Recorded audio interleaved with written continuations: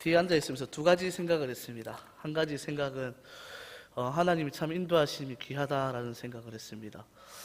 이제 전도사가 된 지 6년째가 되는데요. 6년의 시간을 돌아서 하나님께서 처음으로 예수님을 만나게 해준 우리 교회에 와서 이렇게 설교한다는 걸 생각해 보니까 하나님의 인도하심 참 귀하고 사람이 계산할 수 없다라는 생각했고, 두 번째로 드는 생각은 축복을 이렇게 받았는데 설교를 못하면 큰일 나겠다라는 생각했습니다.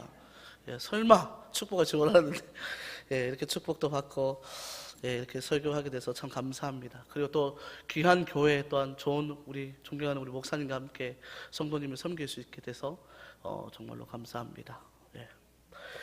개혁교회에서 은혜의 방편으로 두 가지를 이야기하고 있습니다. 첫 번째는 하나님의 말씀을 선포하는 설교이고요. 두 번째는 세례와 성찬을 말하고 있는 성례절을 이야기하고 있습니다. 방편이라 하면 은혜를 받는 길을 말하는 것입니다. 제가 왜 이 이야기를 하냐면 오늘 제가 이 강단에 섰을 때 저를 이전에 알던 청년으로 보신다면 여러분 제가 하는 설교에 잘하면 잘한다 평가할 수 있고 못하면 못한다 평가하실 수 있을 거예요. 그러면 참 흥미는 있을 겁니다. 그러나 은혜의 통로를 놓쳐버리는 거예요. 여러분 부족한 저를 하나님이 세우셨으니까 오늘 저를 보지 마시고 저를 통해서 하나님 말씀하시는 그 말씀에 집중해서 은혜를 꼭 놓치지 않기를 간절히 소망합니다. 할렐루야. 세상에 믿을 수 없는 두 가지의 거짓말이 있습니다. 첫 번째 거짓말은 뭐냐면 바로 대학 가면 살이 찐다 빠진다? 대학 가면 살이 어떻게 된다고요? 빠진다고 맞죠? 어른들이 막 이렇게 대학 가면 살이 빠진다 이렇게 얘기합니다. 그런데 저는 대학을 2개나 다니고 대학원까지 다니고 있는데 살이 안 빠져요. 이건 거짓말 같아요, 맞죠? 경험을 했습니다. 두 번째로 믿을 수 없는 거짓말, 좀 심오한 말인데 그것은 바로 예수 믿으면 복 받는다라는 말입니다. 여러분 한번 물어보겠습니다. 여러분 예수 믿으면 복을 받습니까? 진짜요? 저는 예수님을 믿고 대학도 떨어지고 시험도 떨어지고 예수 믿고 여자친구랑 사귀었는데 여자친구 부모가 가난하다고 강제로 헤어지기도 하고 예수 믿었는데 아버지도 돌아가시고 예수 믿었는데 병도 없고 그랬는데 정말로 복 받습니까? 그렇다고 말할 수 있을까요? 여러분 저는 오늘 이 두 가지 불편한 거짓말에 대해서 성경이 우리에게 무엇을 말씀하는지 한번 나누어 보고자 합니다. 정말로 예수님을 믿으면 우리가 복을 받는가? 정말로 예수님을 믿으면 우리가 강하여질 수 있는가? 그것에 대해서 한번 좀 나누어 보고자 합니다. 여러분 오늘 그 말씀을 중심으로 보기 위해서 우리는 사사기 3장 12절부터 15절의 말씀을 보았습니다. 먼저 이 사사기 말씀 본문으로 들어가기 전에 사사기가 어떤 책인가에 대해서 좀 나누어 보고자 하는데요. 사사기는 이 이스라엘의 반복적인 죄와 하나님의 구원하심이 적혀 있는 책입니다.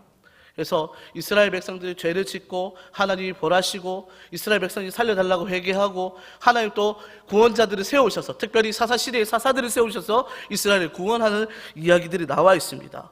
여러분 사사시대가 어떤 시대였는가를 한 줄로 요약하는 중요한 구절이 있는데 오늘 사사기 21장 25절의 말씀입니다. 우리 한번 찾아보겠습니다. 사사기 21장 25절의 말씀.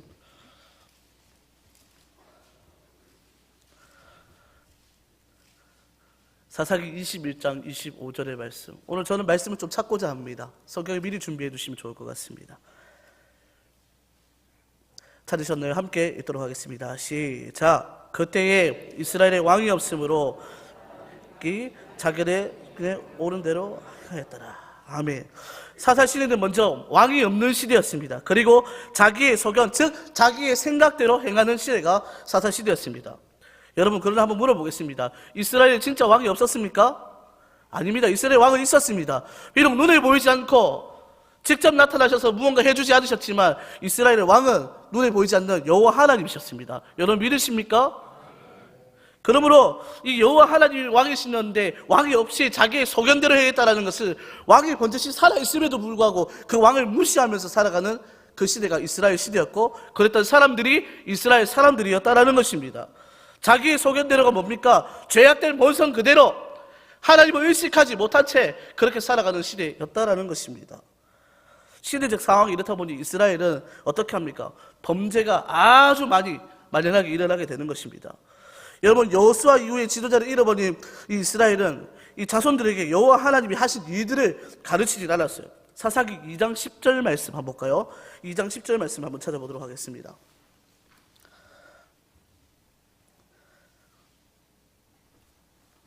자, 시작. 그 세대의 사람도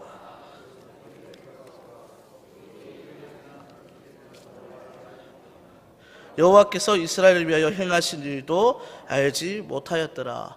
사사시대는 자녀들에게 하나님이 하신 일들을 가르치지 않으니까 더 이상 자녀들이 하나님이 하신 일도 모르고 하나님이 누군지도 모르고, 그러니까 결과적으로 죄를 지어도 이게 하나님 앞에 죄인지 아닌지 모르는 시대였다는 거예요. 그러니까 죄악이 만연하고 죄를 짓고 회개하고 또 짓고 회개하고 또 짓고 회개하고, 마치 우리의 삶처럼 그런 삶을 살아갔던 시대가 사사시대였다라는 것입니다.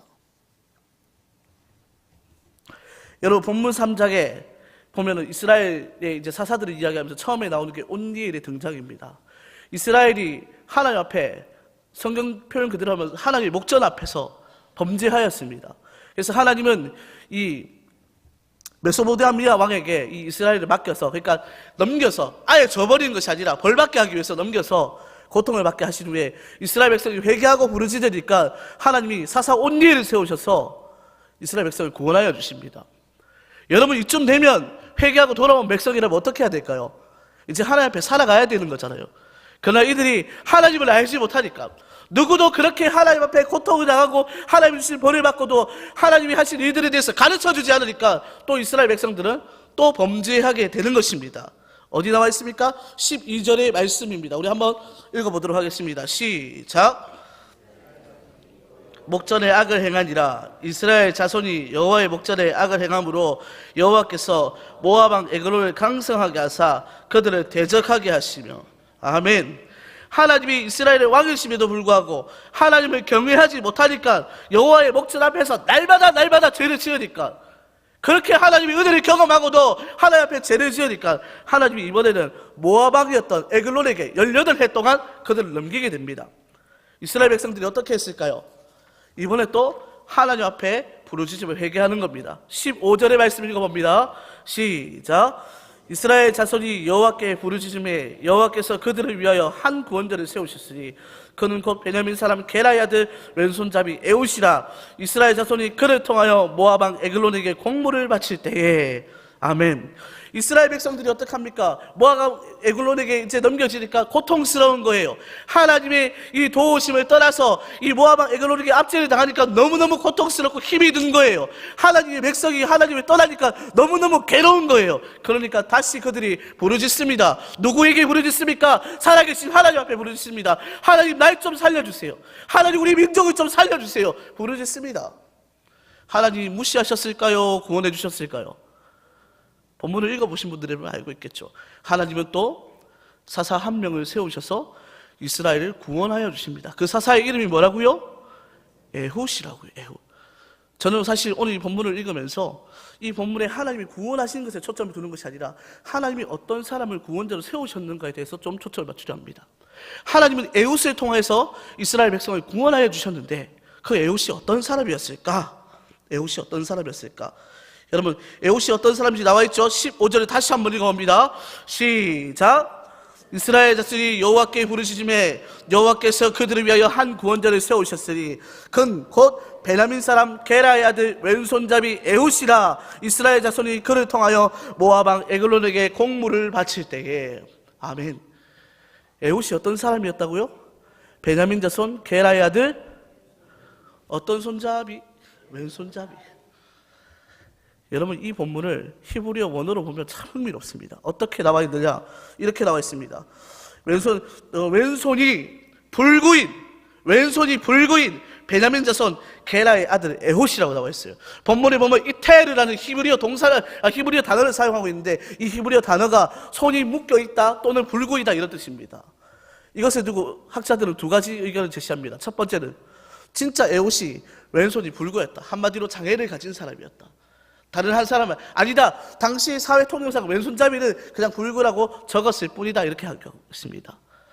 저는 이 둘 중에 어떤 게 맞냐라고 말을 하고 싶은 것이 아니라, 하나님께서는 그 이스라엘의 부르짖음에 한 구원자를 세우실 때 대단하고 가진 것이 많고 힘이 센 사람을 세운 것이 아니라 왼손이 불구했던 사람일 수도 있고, 세상 사회 통념상 불구라고 적을 수밖에 없는 그런 컴플렉스를 가질 수 있는 사람, 하나님은 그런 연약한 사람을 들어서 사용하셨다는 것입니다. 여러분, 왜 하나님은 연약한 사람을 들어서 사용하실까요? 여러분, 이유를 아십니까? 여러분, 그것은요, 에봇이 이스라엘 백성을 구원하는 일은 에봇의 개인적인 일이 아니었어요. 에봇이 이스라엘을 구원하는 일은 여호와 하나님의 일이셨습니다. 여러분, 우리가 때로는 연약할 수 있고, 때로는 예수 믿지만 연약할 수 있고, 가난할 수 있고, 부족할 수 있고, 병을 얻을 수 있어요. 그러나 우리가 약함에도 불구하고 우리가 하나님 앞에 당당히 서서 하나님의 일을 할 수 있는 것은, 그것은 우리의 일이 아니라 살아계신 하나님의 일인 줄로 믿습니다. 여러분, 믿으십니까? 그래서 우리는 우리 약함을 두고 불평할 수가 없습니다. 여러분, 약함이 얼마나 감사한데요. 내가 약한 것과 동시에 이제는 내가 예수를 믿음으로 내 약함과 동시에 내 일이 아니에요. 내가 약함과 동시에 교회의 일을 하는 것이, 그것이 나의 일이 아니라 주의 일이라 이 말입니다. 여러분, 여러분이 먹고 마시고 일을 하고 행하는 거, 공부하는 거 다 내 일인 것 같지만, 내가 이제 예수 그리스도를 믿음으로 말미암아 그 일은 나의 일이 아니라 주님의 일이란 말입니다. 할렐루야. 그래서 우리 찬양 가사 중에 이런 가사 있잖아요. 모든 시선을 주님께 드리고 살아계신 하나님을 느낄 때 내 삶은 누구의 역사가 된다고요? 주의 역사가 되고 하나님이 일하시네. 할렐루야. 여러분, 이해가십니까? 예수 믿는 사람 연약할 수 있습니다. 예수 믿어도 가난할 수 있어요. 예수 믿어도 사업에 미끄러질 수 있습니다. 예수 믿어도 저처럼 결혼 못할 수 있어요. 괜찮아요. 우리의 연약함을 통해서 하나님은 하나님의 강하심을 드러내시는 것입니다. 하나님의 강하심을 드러내시는 거예요. 여러분, 연약하다고 불평하지 말고, 특별히 우리 중고등학생들 있다면, 저는 참 어릴 때 이런 불평들을 많이 했던 것 같아요. 하나님, 왜 나는 이렇게 가난하죠? 하나님, 왜 나는 왜 이렇게 재능이 없죠? 아닙니다. 하나님은 연약함을 통해서, 내 연약함을 통해서 더 크게 하나님 자신을 나타내십니다. 너의 일이 아니야. 나의 일이야. 이스라엘 백성 너의 일이 아니야. 나의 일이야. 그러면 너의 약함이 괜찮아. 괜찮아. 주님이 말씀하십니다. 말씀의 결론을 맺을게요. 정말 짧죠? 네. 짧으면 짧을수록 좋다고 하셨어. 제가 아는 분이 그렇게 얘기하셨어요.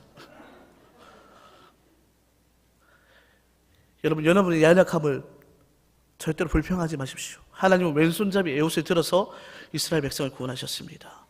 여러분, 예수님을 사용하셔서, 예수님이 이 땅에 오셨을 때 얼마나 우리 이사야서 말씀을 통해서 알 수 있듯이 벌품 없는 분이셨습니까? 풍채도 없으셨다고 하잖아요. 근데 하나님은 그런 분을 통해서 우리를 구원하여 주셨습니다. 우리의 연약함이 강한 것이고, 우리의 연약함이 하나님의 영광을 드러내는 길인 줄로 믿습니다. 저희 아버지 얘기 하나 하고 딱 끝낼게요. 저희 아버지 2013년 11월 11일 날, 남들이 그렇게 좋아하는 빼빼로 데이 날 돌아가셨습니다. 우리 아버지 가진 것 없고 배운 것 없었습니다. 근데 아버지는 저한테 참 큰 산과 같은 존재였습니다. 근데 그 아버지가 돌아가신다고 하니 마음이 무너져 내렸습니다.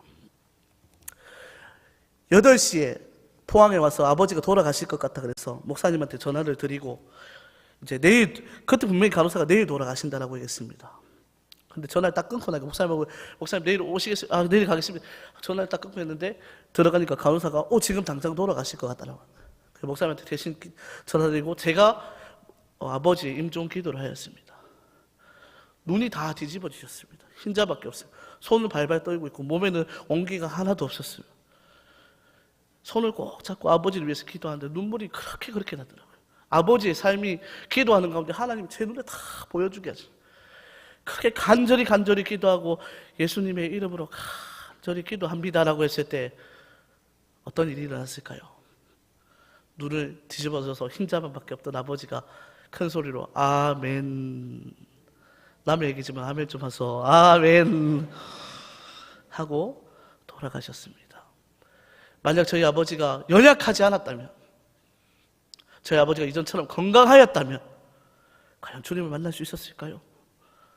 연약한 그때, 비록 우리의 육체는, 저희 아버지의 육체는 간경화로 인하여서 죽음을 맞이하였지만 그 육체의 연약함 가운데 하나님을 만나게 되고 예수 그리스도를 인격적으로 영접하게 되는 그러므로 죽음 앞에서도 아멘함으로 당당하게 주님을 만날 수 있는 그런 일들이 일어났다는 것입니다. 사랑하는 성도 여러분, 간절히 부탁합니다. 여러분의 약함을 두고 회피하지 마시고 여러분의 약함을 두고 기도하실 때 하나님, 나의 약함을 통해 살아계신 하나님 영광 받으시고 하나님의 영광을 이곳에 드러내 주십시오라고 기도할 수 있는 저와 여러분이 되기를 간절히 소망합니다. 제가 한번 기도하겠습니다. 하나님 아버지,